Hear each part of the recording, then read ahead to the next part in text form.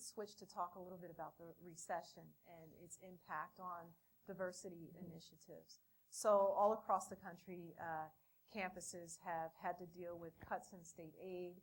They've taken hits to their portfolios, and they're having to struggle to rebalance their budgets. On top of that, you have senior faculty who are staying put.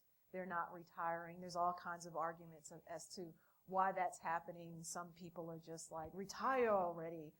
You're creating this bottleneck so that younger folks can't get jobs. But even those who are retiring, they're not always being replaced with tenure track positions, but maybe 2 or 3 adjuncts, really. And when we look at the data on faculty of color who are being hired, they've been disproportionately hired for contingent faculty positions, which are low paid.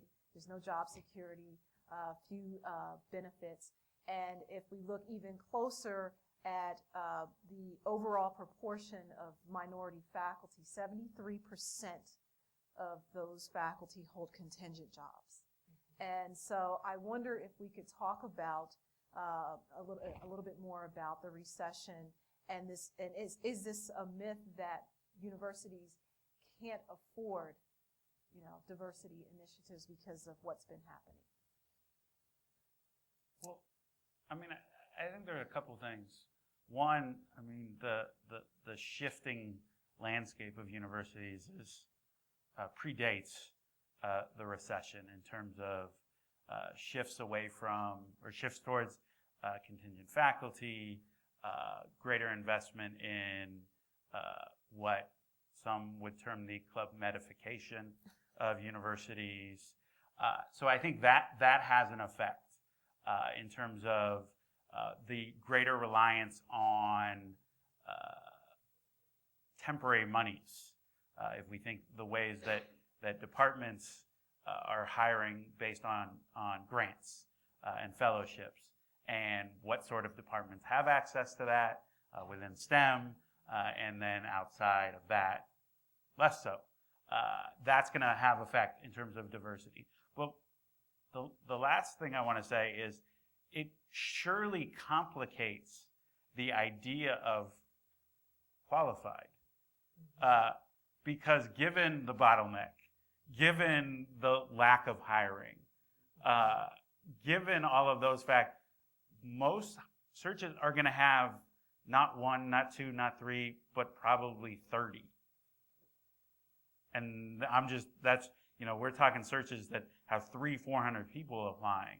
The number of qualified people is going to be extensive for one slot.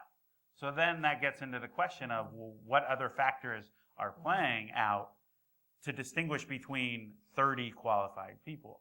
And clearly the recession is having an effect there in significant ways.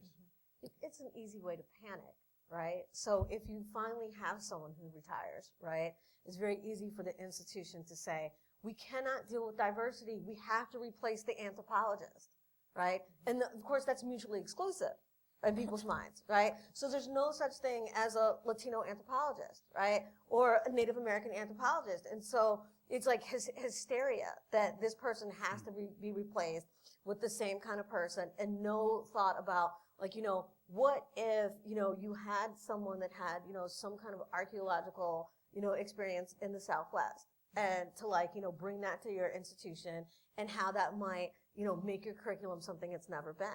And so I think it's a very easy way to just say, we're in an economic downturn, and, therefore we have to maintain the status quo. Well, honestly, in the economic boom, we were maintaining the status quo. Can I just add one more? Because one of the successes that we've seen in a lot of places is also cluster hires, not only in terms of bringing in that critical mass that Paula talked about, but in terms of retention. And cluster hires have gone away in significant ways. And with departments increasingly fighting for, 20 cents, the idea of departments coming together and saying, hey, let's advance a particular initiative that will enhance diversity becomes harder and harder, because we need to hire a person who does this.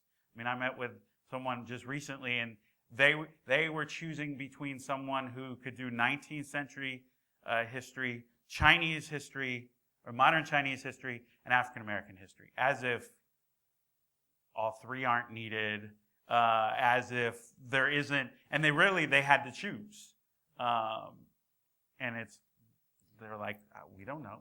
And one of the things that I think that the recession is good about, though, is that it forces us to really drill down and determine what is it that we are here to do. Like the whole Monty Python thing about what are we doing? We're looking for the Holy Grail. I mean, are you just like schlepping across a desert for nothing, or is there a reason for this? And when you have unlimited resources, it's easy for people to just sort of do whatever they want to do. When you have a recession and you really have to account for dollars, it becomes very clear what is really important. And I do think institutions are having to do some of this hard work about what is it that we're here to do? Because it's not really that we don't have the money, it's that we don't have the money for that. Because what we're not seeing is schools like Ohio State, for example, is not going to say, nicked on that football program. See, that's not going to happen, right? That's not going to happen. And so it's not a question of do we have money, it's what do we have money for? And so I think that, like when Nietzsche talks about we lack the will to execute, there's that piece. There's the piece that Dr. King talked about. He talked about it in the context of Black people, but it applies to everybody.